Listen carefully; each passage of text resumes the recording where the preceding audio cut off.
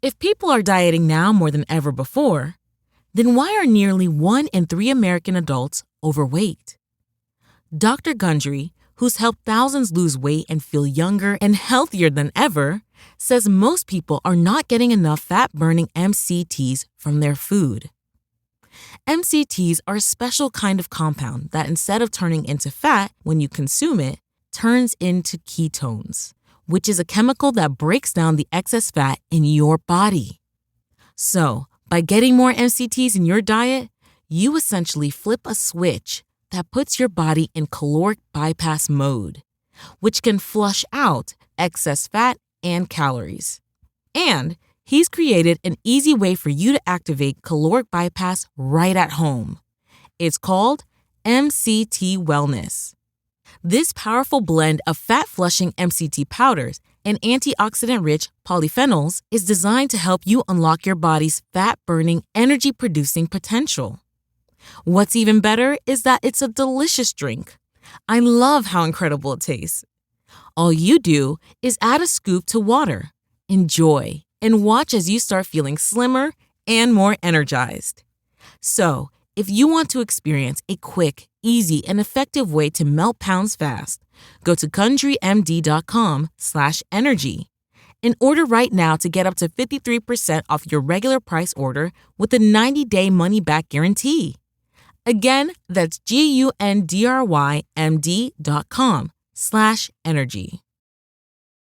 When you need mealtime inspiration, it's worth shopping Baker's, where you'll find over 30,000 mouth-watering choices that excite your inner foodie. And no matter what tasty choice you make, you'll enjoy our everyday low prices, plus extra ways to save, like digital coupons worth over $600 each week. You can also save up to $1 off per gallon at the pump with fuel points. More savings and more inspiring flavors make shopping Baker's worth it every time. Baker's, fresh for everyone. Fuel restrictions apply. Welcome, everyone, to this instant reaction podcast as the Boston Celtics are NBA champions following a dominant win in Game 5 over the Dallas Mavericks. My name is Peter Klein. Thank you very much for tuning in today. We talked at the beginning of the day about if it was repeatable what the Dallas Mavericks did in Game 4, and it was very apparent basically from the word go that Boston Celtics were not going to let that happen this time around. We are going to break all of it down as this game or as this show goes on. So give me a follow on social media, at Primetime Klein, Twitter, Instagram, and TikTok. Make sure if you are watching, you like this video and subscribe to the channel. And if you are listening, make sure you subscribe and leave a review. All right, so the Boston Celtics are NBA champions for a record 18th time following this dominant performance over the Dallas Mavericks. And there are a lot of different angles that we could go at this with.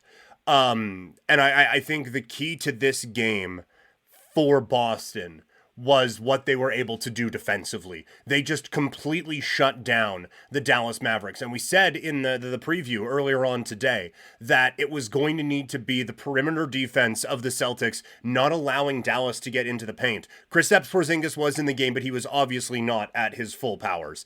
But he was at least a big body presence in the paint. Aside from that, there wasn't a whole lot of shot blocking out there for the the Boston Celtics. So Boston needed to do something to limit the paint touches for the Dallas Mavericks. And we'll get to Dallas in a little bit.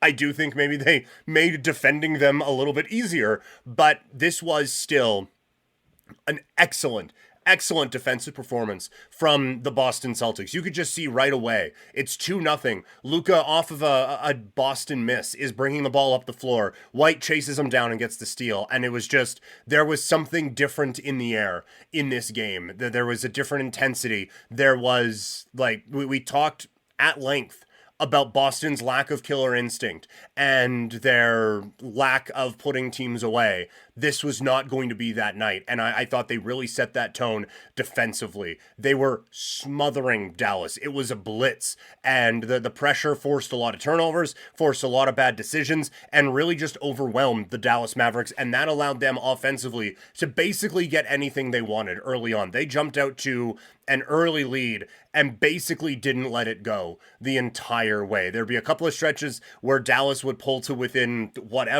9 points felt like a victory, but Boston would come back and just completely shut them down. But it was their defense that I thought really won them this basketball game, set the tone for what they were. And I thought it was kind of a good reminder of what made this team so great. And we'll have a time later on to talk about what this team legacy-wise and all of that.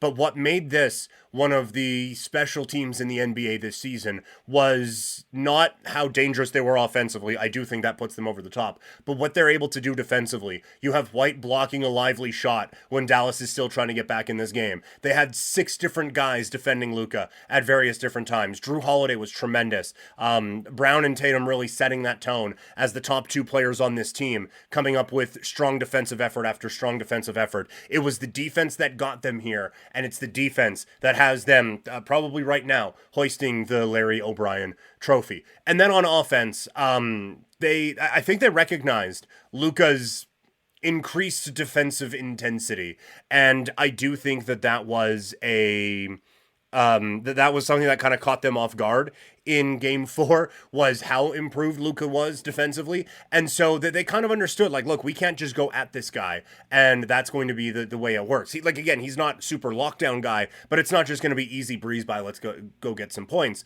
And I thought that they did a good job of targeting Kyrie in this game. They a couple of times they got Porzingis on him, and that created some easy opportunities, but they really went after Kyrie on the offensive side. And I think Joe Mazzulla definitely, he's someone who I've critiqued. He has faced a lot of criticism before, and even in this series, while they were winning games, I was like, don't love the out of timeout stuff. One of the things that I thought he did really well throughout these playoffs was, like, maybe he didn't get to them right away, but he trusted what their base offense and base defense was, and then threw in adjustments as the series went along. And one of the great things about this lineup that they have offensively is that you can kind of adjust things in different ways so that, like, they can kind of beat any style, right? Like, the 5 out worked really, really well in this game, especially when Horford was hitting shots.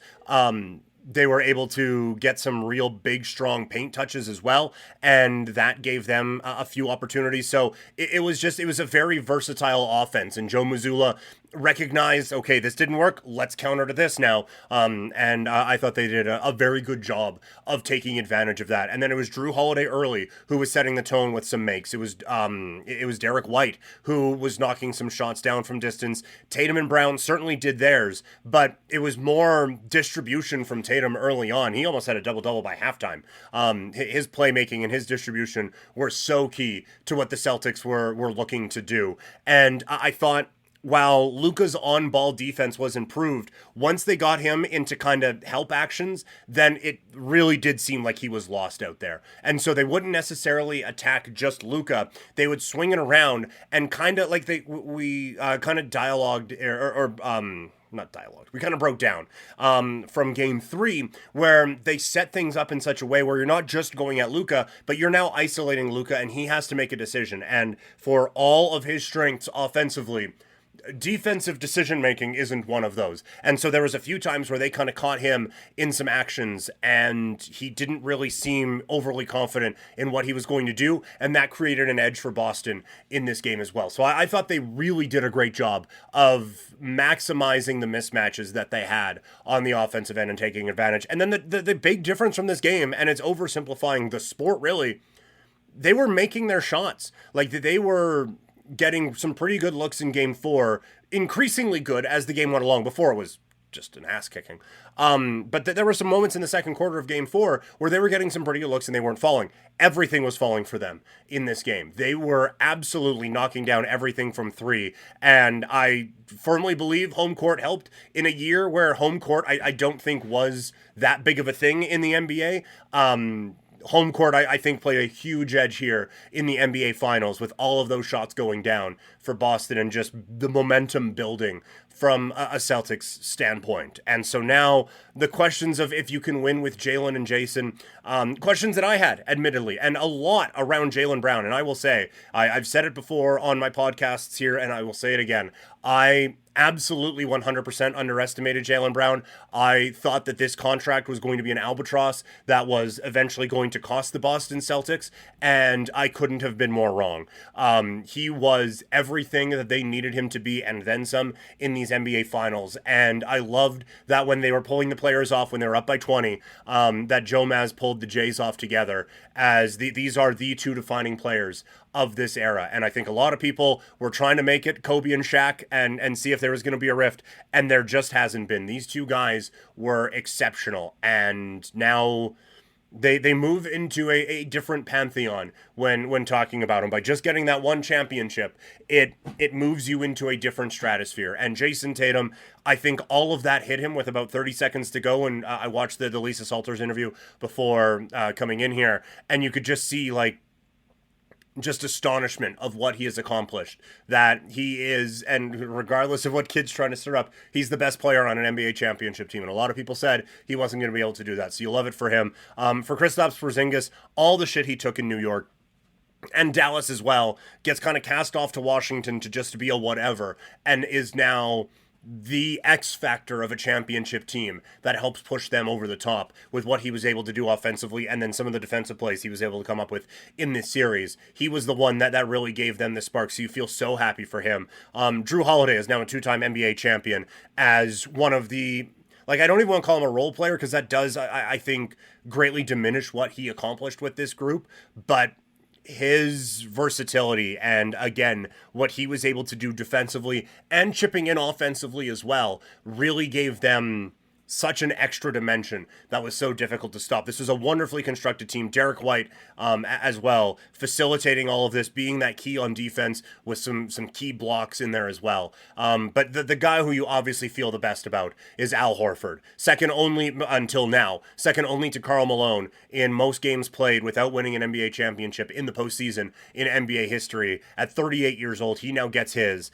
And his transition from being a star type of a player with the Atlanta Hawks to this role now with the Boston Celtics in this go-around as the veteran leader, can still knock down some shots, can still beat guys off the dribble, which we saw tonight, and will give it everything he has defensively. How do you not get romantic about something like that and just feel so great for Al Horford being able to shed that one of the best players to not win a championship title, and be able to call himself NBA champion. It feels amazing. And I'm not, like, you look behind me, you're not going to see a whole lot of pro Boston stuff on there. But I mean, again, how do you not feel happy for Al Horford? If people are dieting now more than ever before, then why are nearly 1 in 3 American adults overweight? Dr. Gundry, who's helped thousands lose weight and feel younger and healthier than ever, says most people are not getting enough fat-burning MCTs from their food. MCTs are a special kind of compound that, instead of turning into fat when you consume it, turns into ketones, which is a chemical that breaks down the excess fat in your body. So, by getting more MCTs in your diet, you essentially flip a switch that puts your body in caloric bypass mode, which can flush out excess fat and calories. And he's created an easy way for you to activate caloric bypass right at home. It's called MCT Wellness. This powerful blend of fat-flushing MCT powders and antioxidant-rich polyphenols is designed to help you unlock your body's fat-burning, energy-producing potential. What's even better is that it's a delicious drink. I love how incredible it tastes. All you do is add a scoop to water, enjoy, and watch as you start feeling slimmer and more energized. So, if you want to experience a quick, easy, and effective way to melt pounds fast, go to GundryMD.com/energy and order right now to get up to 53% off your regular price order with a 90-day money-back guarantee. Again, that's GUNDRYMD.com/energy. Why are so many dogs suffering from health issues? Actress Katherine Heigl, who's helped save over 16,000 dogs through her foundation, says she's seeing more issues with dogs' joints, odors, and health than ever before. And after doing a ton of research, she feels there's one place we can look to support any dog's health: their food. So she decided to create something she could actually feel good about feeding her dogs. It's called Superfood Complete. Superfood Complete is made with over 30 of the healthiest ingredients on the planet, including several superfoods vital to your dog's health. Badlands Ranch also sponsors the Jason Debus Heigl Foundation, which has helped rescue thousands of dogs and place them in loving homes. Dogs across America are trying this food and experiencing amazing health benefits. Go to badlandsranch.com/save50 and order right now to get up to 50% off your regular price order with a 90-day money-back guarantee. If you want your dog to experience all these incredible things, go to badlandsranch.com/save50 today. What's the easiest choice you can make? Window instead of middle seat? Picking a vendor who sends a great gift basket? Outsourcing business tasks you hate? What about selling with Shopify? Whether you're selling a little or a lot, Shopify helps you do your thing, however you cha-ching. Shopify is the global commerce platform that helps you sell at every stage of your business. From the launch your online shop stage to the first real-life store stage, all the way to the did we just hit a million orders stage. Shopify's there to help you grow. Whether you're selling scented soap or offering outdoor outfits, Shopify helps you sell. Wherever and whatever you're selling, Shopify's got you covered. Sign up for a $1 per month trial period at shopify.com/try. Go to shopify.com/try now to grow your business, no matter what stage you're in. Shopify.com/try. On the Dallas side, I had said coming into this game that Boston needed to keep Dallas out of the paint. And Dallas basically said, oh, say less. They were settling for jump shots, especially early. Like, there wasn't even, it looked like, an attempt at getting into the paint. And that was with Horford out there. I thought that they settled for too many jump shots. They weren't falling. Luka was able to somehow manage a good stat line out of this, but this was not a good Luka game at all. He was forcing threes. He was really struggling from range. His passes were just a little bit off. It was a bad Luka game. It was. It was an even worse Kyrie game. Kyrie Irving was dreadful in this game. None of his shots were going. He got a good look basically from the paint and bricked it. It was an ugly, ugly, ugly game. And I think the jeers from the Boston crowd really did affect him and really did kind of set this whole group back. Because they got some good performances from some of the other depth guys. Like Green was knocking down everything. Gafford was a factor, especially when Boston went small. Gafford was a factor. Lively was all right as well. Washington, I continued to be frustrated with his decision making. But he came in and was at least giving them everything he had offensively. But the two big guys just didn't have it in this one. And then defensively, they couldn't finish possessions. They were getting killed on the glass, and that was a big key for them in Game 4 the other way, where they were able to come up with rebound after rebound after rebound and come away with a relatively convincing lead. There wasn't that in this game. They were getting beat to every loose ball. A lot of possessions continued thanks to offensive rebounds from the Celtics, just making this team that's not great at defending have to defend more, and that became a problem as it went along. They didn't have it tonight. They were the more desperate team in Game 4, but watching this in Game 5, that felt like their last chance, right? Like that felt like it was their last big spurt to just avoid being swept, and they just didn't have it in this one. I worry about what the criticism around Luka is going to be. I do hope that this is maybe a bit of a sign to him that the defensive side of the ball does need to be taken care of a little bit more. There's always going to be talk about his conditioning, but maybe that does need to be addressed a little bit more as well. But this is This is one of the best players in the world, and he showed it all postseason long. Kyrie is an interesting part of this because he did not have a good finals, but he had an excellent postseason in getting them here. And now we'll see what they do if they can keep kind of this nucleus together. That they got something in Lively for sure. Washington and Gafford really help change the identity of this club if they can get maybe a little bit more defense and a little bit more shot making, which, I mean, everyone's looking for that. But if they can get some of that, this team can be a real factor. The West is only getting more difficult. Oklahoma City is going to be better. Denver, you have to assume, is going to be back. The San Antonio Spurs are coming, man. John Morant is coming back for a Memphis team that was a real threat a couple of years ago. The West is going to be really, really dangerous, but you do have to include the Dallas Mavericks in that conversation. This was not a one-off trip to the NBA Finals, I don't think. They have one of the best players in the world. Jason Kidd's an okay coach. It's just a matter of what do the guys around him do. But again, congratulations to the Boston Celtics. They once again sit on top of the NBA for an 18th time after a convincing win in Game 5 of the NBA Finals. My name is Peter Klein. Hope you enjoyed this instant reaction on the flagship Couch Potato Diary show. Tomorrow we're going to talk more about what this all means. We're also going to look at some CFL stuff and some boxing in there as well. Should be a whole lot of fun. Follow me on social media at Primetime Klein. Thank you all so much for tuning in to this instant reaction show here on the Couch Potato Diary Sports Network.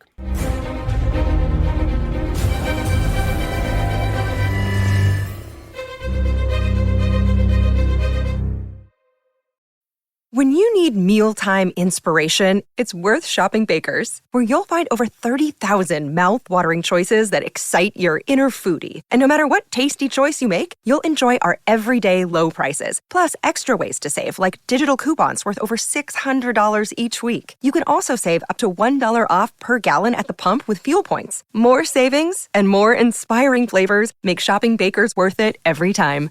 Baker's, fresh for everyone. Fuel restrictions apply.